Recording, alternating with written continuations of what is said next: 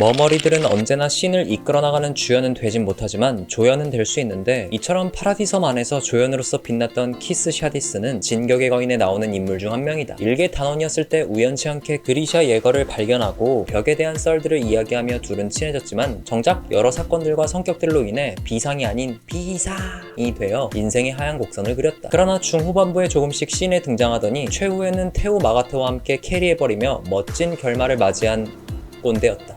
국적은 파라디섬 왕정, 거주지는 월 로제 출신, 키와 몸무게는 198cm에 84kg다. 거인 솔로 킬을 2번이나 냈으며 따로 표기된 능력치는 없고 다크서클이 심하게 들어간 얼굴에 추정 나이는 40에서 50대면서 이마에 바코드가 있다. 그는 845년까지 조사병단의 12대 단장이었으나 자신의 한계치를 깨닫고는 사임하고 윗머리와 아랫머리를 등가 교환한 뒤 훈련병단 남부사단장으로 보직을 변경하였으며, 이후 수많은 훈련병들을 자신만의 방식으로 훈련시켰는데 104기를 유독 특별하게 봤으며 시간이 지나서 109기까지 담당했다. 832년 그리샤 예거를 방벽 밖에서 만난다. 그와 친해지면서 방벽 안의 세계에 대해 이야기를 나누며 조사병단이 계속 실패하자 자신이 단장이 되면 전례 없는 성과를 거둘 것이라고 혼자 느껴버렸다. 당시 시간신화구에서 전염병이 발생했을 때 그리샤의 도움을 받았으나 카를라와 그리샤의 기류가 이상하다고 눈치챈 그는 짝사랑하던 그녀가 결혼한 것을 지켜봐야만 했다. 이후 엘빈이 새로운 전술 대형을 가지고 왔지만 조사 바깥 원정은 실패로 돌아갔으며, 평범한 사람들은 이해할 수 없다고 카를라에게 소리치면서 자신의 열등감을 표출했다. 845년